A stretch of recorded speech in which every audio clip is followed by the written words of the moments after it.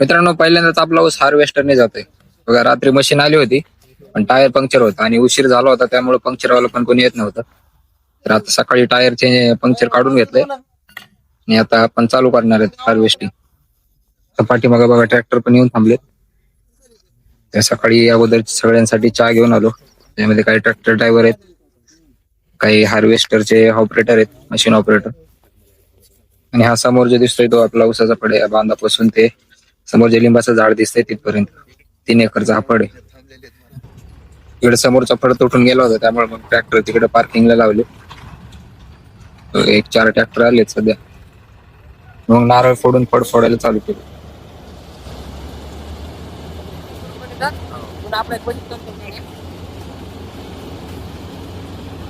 भरपूर शेतकऱ्यांचं म्हणणं असतं की हार्वेस्टरने ऊस देताना खूप नुकसान होतं, हार्वेस्टरला ऊस नाही दिलं पाहिजे.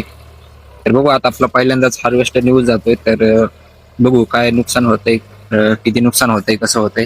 तर मी तुम्हाला सगळं सांगेल या व्हिडिओमध्ये. तर व्हिडिओ शेवटपर्यंत बघा. फड फोडताना सुरुवातीला बघा मशीन तर गेली पुढं, पण इनफिल्डरला बाजूने चालायला जागा नाही, त्यामुळे ते रिवर्स जात आहे आतमध्ये.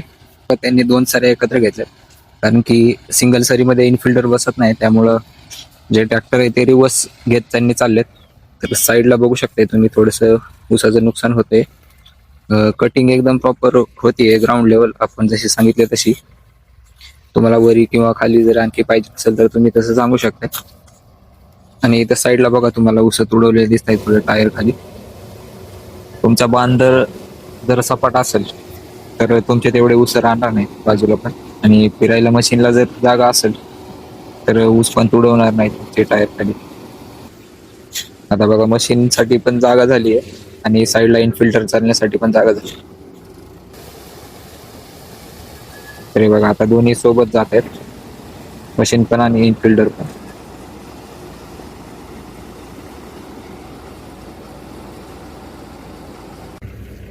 मित्रांनो, तुमचा ऊस पण जर हार्वेस्टरने जात असेल तर ऊसाचं नुकसान तर होत आहे, तुम्हाला तर माहिती आहे. कारण की मशीन असल्यामुळं ते प्रत्येक ठिकाणी प्रत्येक ऊस काही घेऊ शकत नाही आणि बांधाच्या कडीने पण फिरताना वगैरे ऊसाचं नुकसान होतं. तुम्ही जर पूर्ण ऊस होईपर्यंत बांधावर हाताची घडी घालून जर उभे राहिले तर तुम्हाला नक्कीच बैलगाडीने किंवा ट्रॅक्टरने तुम्हाला ऊस उचलायची वेळ येईल. त्यामुळं जर तुम्हाला नुकसान करून घ्यायचं नसेल तर लगेच तुम्ही ऊस जे आहे ते उचलून फक्त टाकताना एक गोष्ट लक्षात ठेवा की ऊसाच्या सरीवरती ऊस टाका. सरीमध्ये टाकू, आतमध्ये टाकू नका, कारण की त्यामुळे ते टायर खाली जात.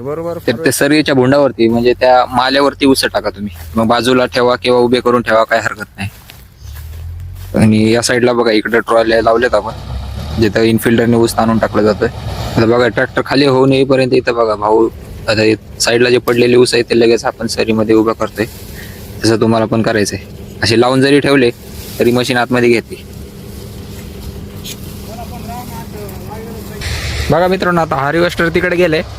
आता ते परत येईपर्यंत काय करायचं आहे, बांधाच्या कडीला बघा जे फिरवण्यामुळं काय गेलं, इथं भरपूर ऊस जे आहे ते तुटलेत, हे खाली तोडवले जातात. यांना काय करायचं, लगेच उचलून सरीमध्ये असे उभा करून ठेवायचे. आणि नंतर एकत्र सगळं करायचं म्हणले तर तुम्हाला बैलगाडी किंवा ट्रॅक्टरने तुम्हाला ऊस काढावे लागतील. हे जर तुम्हाला करायचं नसेल तर लगेच तुम्ही ऊस हार्वेस्टर परत येईपर्यंत लगेच उभा करून ठेवायचे सरीमध्ये. आणि दोन्ही साईडला एक एक जण जरी उभं राहिलं, मध्ये काय जास्त ऊस पडत नाही, मध्ये पण एक जण थांबू शकतात. जे मध्ये पडलेले ऊस आहेत ते सगळे पटापट उचलून उभे करायचे. जास्त नुकसान बांधाच्या कडीलाच होत आहे फिरवण्यामुळं वगैरे. हे बघा बांधाच्या कडीला इथं भरपूर ऊस राहिले, तर हे असे लगेच उचलून तुम्ही तरी ऊसाला लावून टाका त्याला लगेच. पाठीमागे काही शिल्लक नाही राहिलं, लगेच जर तुम्ही उचलून टाकलं तर तुमचं नुकसान. आणि नंतर जी मेहनत करायची तुम्हाला ट्रॅक्टरने किंवा बैलगाडीने उचलायची ती बिलकुल तुम्हाला करावी लागणार नाही.